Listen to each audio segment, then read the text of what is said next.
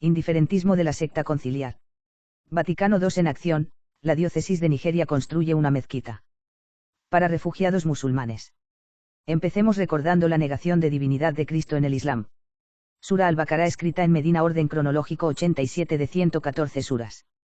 Decid, creemos en Alá y en lo que se nos ha revelado, en lo que se reveló a Abraham, Ismael, Isaac, Jacob y las tribus, en lo que Moisés, Jesús y los profetas recibieron de su Señor. No hacemos distinción entre ninguno de ellos y nos sometemos a 136. Sura Al-Imran escrita en Medina orden cronológico 89 de 114 suras. Para Alá, Jesús es semejante a Adán, a quien creó de tierra y a quien dijo, sé. Y fue. 59. Di, creemos en Alá y en lo que se nos ha revelado, en lo que se ha revelado a Abraham, Ismael, Isaac, Jacob y las tribus, en lo que Moisés, Jesús y los profetas han recibido de su Señor. No hacemos distinción entre ninguno de ellos y nos sometemos a él. 84. Sura Al-Ahzab escrita en Medina orden cronológico 90 de 114 suras. Y cuando concertamos un pacto con los profetas, contigo, con Noé, con Abraham, con Moisés y con Jesús, hijo de María pacto solemne, 7. Sura An-Nisa escrita en Medina orden cronológico 92 de 114 suras. Y por haber dicho, hemos dado muerte al ungido, Jesús, hijo de María, el enviado de Alá, siendo así que no le mataron ni le crucificaron, sino que les pareció así. Los que discrepan acerca de él, dudan. No tienen conocimiento de él, no siguen más que conjeturas. Pero, ciertamente no le mataron, 157. Gente de la Escritura. No exageréis en vuestra religión. No digáis de Alá sino la verdad, que el ungido, Jesús, hijo de María, es solamente el enviado de Alá y su palabra, que él ha comunicado a María, y un espíritu que procede de él. Creed, pues, en Alá y en sus enviados. No digáis 3. Basta ya, será mejor para vosotros. Alá es solo un Dios uno. Gloria a él tener un hijo, suyo es lo que está en los cielos y en la tierra. Alá basta como protector. 171. Sura Al-Hadid escrita en Medina orden cronológico 94 de 114 suras. Tras ellos, mandamos a nuestros otros enviados, así como Jesús, hijo de María, a quien dimos el Evangelio. Pusimos en los corazones de quienes le siguieron mansedumbre, misericordia y monacato. Este último fue instaurado por ellos, no se lo prescribimos nosotros solo por deseo de satisfacer a Alá, pero no lo observaron como debían. Remuneramos a quienes de ellos creyeron, pero muchos de ellos fueron unos perversos. 27. Sura Asaf escrita en Medina orden cronológico 109 de 114 suras. Y cuando Jesús, hijo de María, dijo, hijos de Israel. Yo soy el que Alá os ha enviado, en confirmación de la Torá anterior a mí, y como anuncio de un enviado que vendrá después de mí, llamado Ahmad.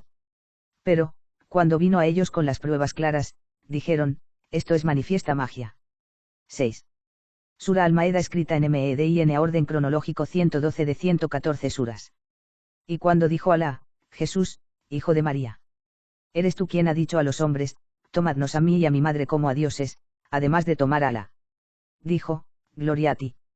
¿Cómo voy a decir algo que no tengo por verdad? Si lo hubiera dicho, tú lo habrías sabido. Tú sabes lo que hay en mí, pero yo no sé lo que hay en ti. Tú eres quien conoce a fondo las cosas ocultas.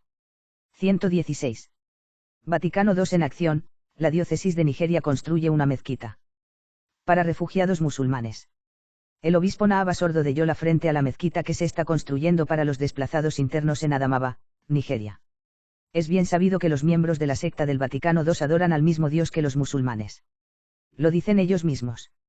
En la Constitución Dogmática Lumen Gentium de 1964 de su amado Concilio Vaticano II, señalan que los seguidores del Islam adoramos junto con nosotros al Dios único y misericordioso, que en el último día juzgará a la humanidad, N16. Ahora, sabemos a qué Dios adoran los musulmanes porque están felices de hacérnoslo saber. Es Alá, que no es Padre, Hijo y Espíritu Santo, sino simplemente Creador.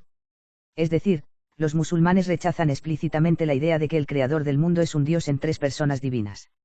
De hecho, no creen que Dios pueda tener un hijo, ya que, así razonan, Dios no puede tener una esposa.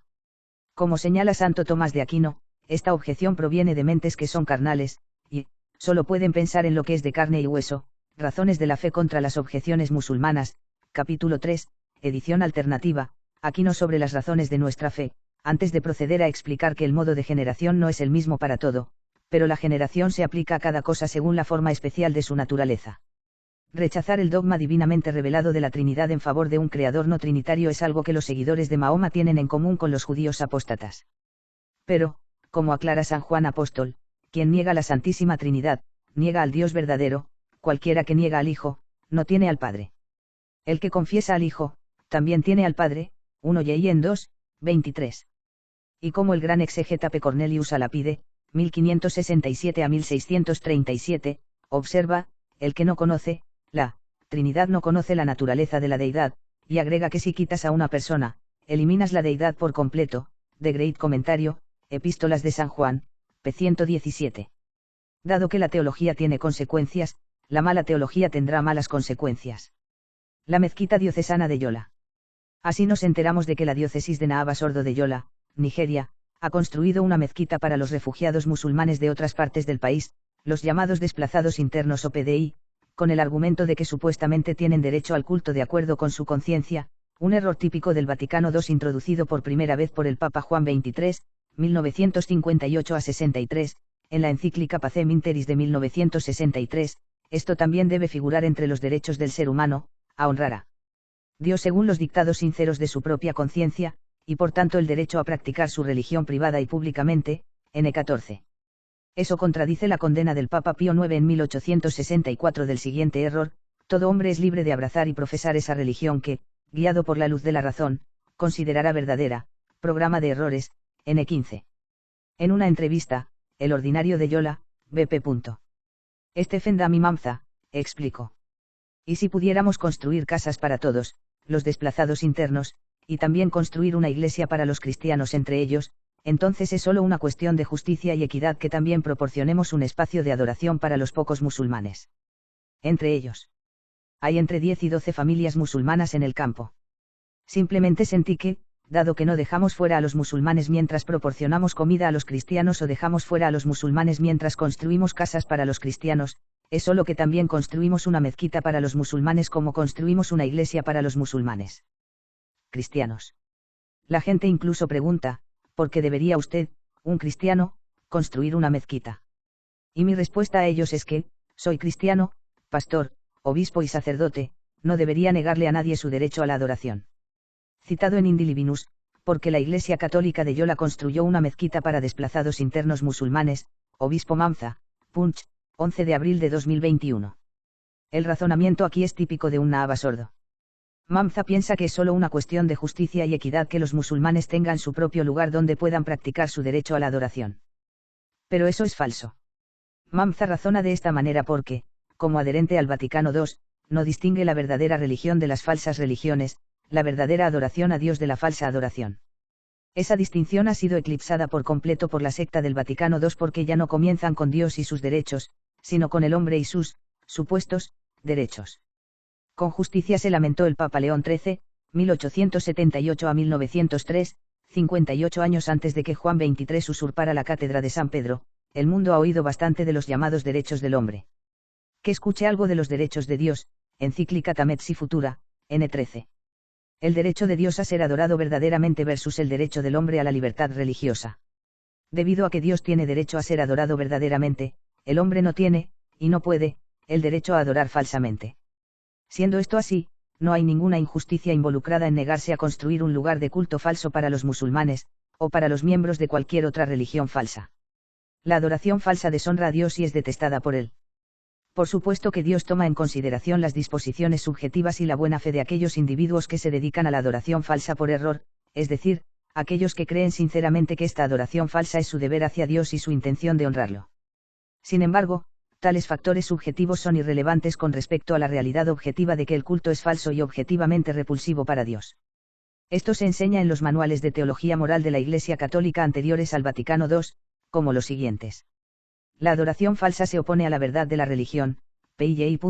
Los ritos del Antiguo Testamento que significan que Cristo aún está por venir, o de los ritos, PIJ. Misa por un laico, misa según una forma desaprobada por la Iglesia, o de hechos.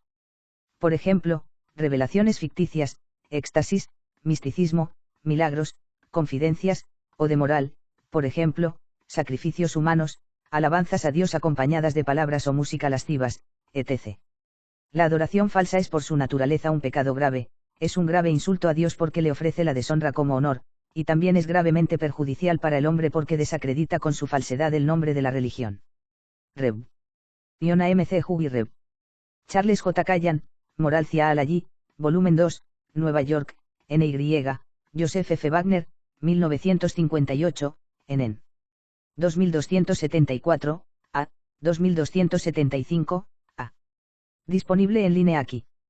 Mientras que la Iglesia a menudo puede tolerar la adoración falsa dadas ciertas circunstancias, nunca puede aprobarla, y mucho menos concederle el estatus de un derecho.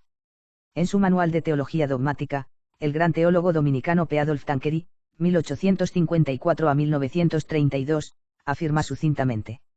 Hipotéticamente, si postulamos el hecho de que el bien de la sociedad exige que los diversos tipos de culto divino gocen de la misma serenidad que la religión verdadera, entonces se puede tolerar lo que hoy se llama libertad de conciencia y de culto. Por tanto, los romanos pontífices no condenan absolutamente estas libertades, pero prohíben que estas libertades sean consideradas como derechos que deben concederse al error y la religión falsa. Rev. Adolf Tanqueray, Manual of Dogmatic Theology, volumen 1, traducción de Mols. John J. Burns, Nueva York, N.Y., Desclee Company, 1959, N281 B2, cursiva dada. Note que el P. Tanqueray dice que la libertad de conciencia o de culto puede tolerarse, no aprobarse. Si se cumplen ciertas condiciones. Sin embargo, en ningún caso esta libertad puede considerarse un derecho. Esa es, como es lógico, la misma enseñanza del mismo sumo pontífice, pronunciada en un discurso el 6 de diciembre de 1953. Primero, aquello que no se corresponde objetivamente con la verdad o con la norma de la moral no tiene derecho a existir, a difundirse ni a activarse. En segundo lugar, el hecho de no impedirlo con leyes civiles y medidas coercitivas puede, sin embargo, estar justificado en interés de un bien superior y más general. Papa Pío XII, alocución sia rieste, es y sí. V. ¿Qué habría dicho el Papa Pío XII en respuesta a la construcción de una mezquita por parte de un obispo alegando que era justo que a los musulmanes también se les diera un lugar de culto? Para ilustrar aún más la incongruencia, tal vez sea una buena idea que las personas averigüen qué se recita y se enseña realmente en las mezquitas, aunque no es necesario explicarlo aquí. Cuando la libertad religiosa se introdujo como ley en la Francia posrevolucionaria, el Papa Pío VII, 1800 a 23, la denunció enérgicamente y explicó. C. Cuando se afirma indiscriminadamente la libertad de todas las religiones, por este mismo hecho la verdad se confunde con el error y la santa e inmaculada esposa de Cristo, la Iglesia, fuera de la cual no puede haber salvación, se establece en una a la par con las sectas de los herejes y con la perfidia judaica misma. Porque cuando se promete favor y patrocinio incluso a las sectas de herejes y sus ministros, no solo sus personas, sino también sus propios errores, son tolerados y fomentados, un sistema de errores en el que se contiene esa herejía fatal y nunca lo suficientemente deplorable. Que, como dice San Agustín, de Aeresibus, N72, afirma que todos los herejes proceden correctamente y dicen la verdad, lo cual es tan absurdo que me parece increíble. Papa Pío VII, Carta Apostólica Postal Viuturnas. No es difícil ver cómo esta exposición clara y contundente de la verdadera posición católica se opone diametralmente a la basura tóxica que ha estado saliendo del Vaticano ocupado por los modernistas desde Juan XXIII. Una objeción refutada. Algunos pueden objetar que nuestro análisis es injusto sobre la base de que la diócesis de Yola realmente solo estaba ayudando a los refugiados musulmanes en la medida en que son seres humanos, no en la medida en que son musulmanes. Este argumento, que puede parecer plausible en la superficie, va directo al meollo del asunto, ya que pone en primer plano la pregunta fundamental: ¿tiene un ser humano el derecho inherente a adorar de acuerdo con su conciencia? Como hemos visto, la respuesta católica tradicional es un rotundo no, mientras que la respuesta de la secta del Vaticano II, comenzando con Juan XXIII, es sí, aunque a veces sea solo un sí matizado.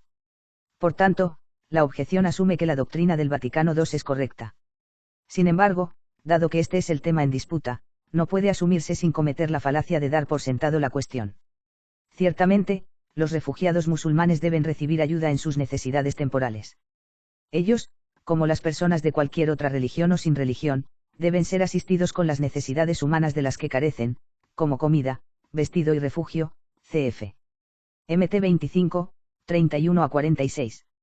Tales cosas no deben negarse a nadie que las necesite, porque se nos ha ordenado amar a tu prójimo como a ti mismo, Mt 10 y 39, y nuestro bendito Señor dejó claro que todos son nuestro prójimo, ver LC 10 y 25-37, cf. Gálatas 6 y 10. Sin embargo, y este es el punto clave, participar en una adoración falsa obviamente no es una necesidad humana, sino una aberración que, en el mejor de los casos, puede tolerarse. Por esa razón, los católicos no pueden construir una mezquita para musulmanes necesitados para que puedan adorar de acuerdo con sus creencias falsas. Las mezquitas son utilizadas por personas solo en la medida en que son musulmanas, no en la medida en que son humanos. Otra objeción refutada. Otra objeción que se hace a veces es que el Papa Pío XI, 1922-39, enseñó la libertad religiosa cuando escribió: el creyente tiene el derecho absoluto de profesar su fe y vivir según sus dictados. Las leyes que impiden esta profesión y práctica de la fe son contrarias al derecho natural, encíclica Emmaet Brennender Saarga, N31. Esta objeción fue respondida por el P. Francis Cornell en 1946, y sus palabras ilustran una vez más cuánto difiere la enseñanza preconciliar sobre este tema de la del Vaticano II. Pregunta: en la versión inglesa de la encíclica Emmaet Brennender Saarga, enviada por el Papa Pío XI a los obispos alemanes el 14 de marzo de 1937, leemos: el creyente tiene el derecho inalienable de profesar su fe y ponerla en práctica en el manera adecuada para él. ¿No podría uno concluir de esto que no importa qué religión profese una persona, tiene un derecho natural genuino a practicarla sin ser molestada o impedida? Respuesta: si el Papa Pío XI quiso enseñar lo que nuestro interlocutor concluye de su declaración, ciertamente se apartó de la creencia católica tradicional y de la clara enseñanza de su predecesor, el Papa Pío IX, quien condenó la proposición: todos son libres de aceptar y aceptar profesa esa religión que, bajo la guía de la luz de la razón, ha juzgado verdadera, Dens 1715. Es increíble que el Papa Pío XI tuviera la intención de enseñar una doctrina tan completamente en desacuerdo con la tradición católica, una doctrina, además, que llevaría a la extraña conclusión de que una persona tiene el derecho inalienable a equivocarse. La única interpretación razonable de las palabras del Papa es que se refería al derecho inalienable de los católicos a profesar y practicar su fe de la manera que mejor se adapte a sus necesidades religiosas. Hay que recordar que el Papa estaba denunciando al gobierno nazi por sus restricciones a la Iglesia católica, por lo que era muy natural que proclamara el derecho del católico a practicar su religión. Debe recordarse, también, que nuestra palabra en inglés Balívar no es una traducción adecuada de, el alemán, der Glaubige Mensch, como se usa en un documento papal. Esta última frase es el equivalente del latín fidelis, que en el lenguaje de la Iglesia normalmente significa alguien que tiene la fe católica. De manera similar, la palabra cristiano, cuando se usa en las declaraciones oficiales de la Iglesia, no significa, ordinariamente, a alguien que acepta a Cristo como su líder religioso, como lo hace la palabra hoy en día en nuestra tierra. Un cristiano, en el lenguaje de la Iglesia, normalmente, significa un católico. Rev.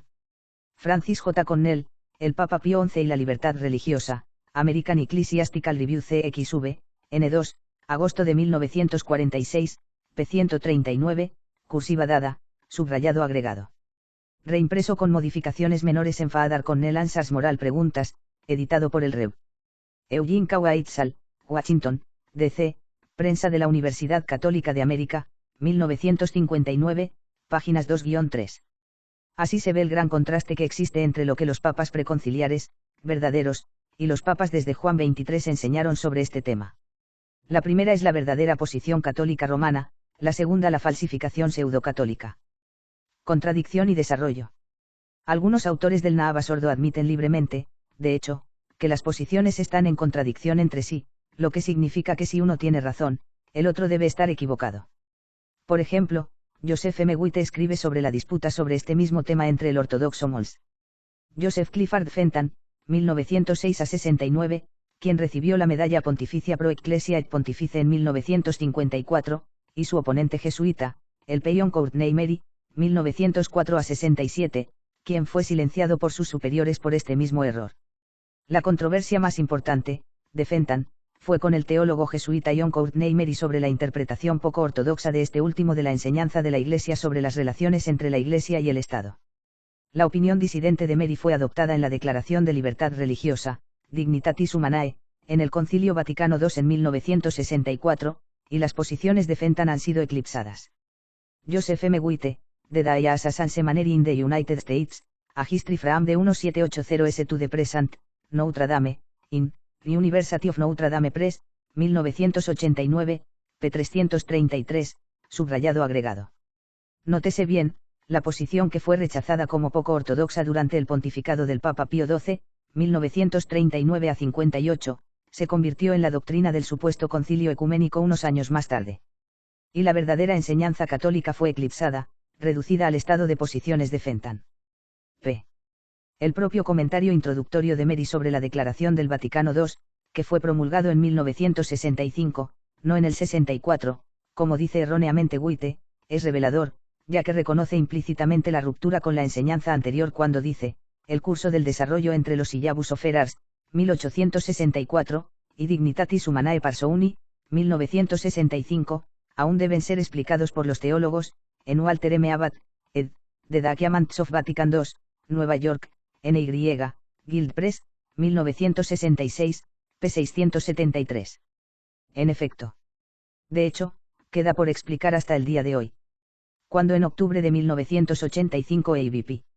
Marcel Lafey presentó un conjunto de 39 dudas, solicitudes de aclaración, a la Congregación para la Destrucción de la Fe, disponible en forma de libro aquí, para que explicaran la contradicción entre las posiciones conciliar y preconciliar, la del Vaticano. La respuesta decepcionante de enero de 1987 incluyó algunas líneas interesantes, como las siguientes. El hecho de que sobre la cuestión de la libertad religiosa, el magisterio del Concilio Vaticano II represente, indudablemente, una cierta novedad respecto al magisterio anterior, no puede ser un problema si se trata de una novedad que se forma en esta realidad de desarrollo en continuidad. Fuente, texto completo en francés disponible aquí. De hecho, no hay problema si se trata de un genuino desarrollo de la doctrina. Pero ese es el punto, dado que existe una contradicción esencial entre las dos posiciones, no puede ser un verdadero desarrollo. Porque en la medida en que hay contradicción, no hay desarrollo, porque el desarrollo genuino no repudia la sustancia de lo anterior, sino que la cristaliza, la profundiza y la perfecciona.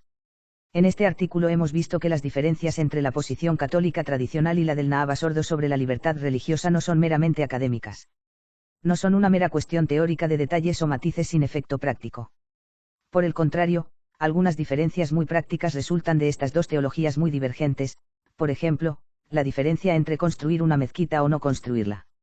Vea qué impacto visible ha tenido el infernal Concilio Vaticano II, no solo en la teoría sino también en la práctica. Qué irónico que, mientras que judíos, musulmanes e incluso adoradores de la Pachamama están permitidos en el Vaticano ocupado por los modernistas en estos días, la única religión que definitivamente no está permitida es el catolicismo tradicional.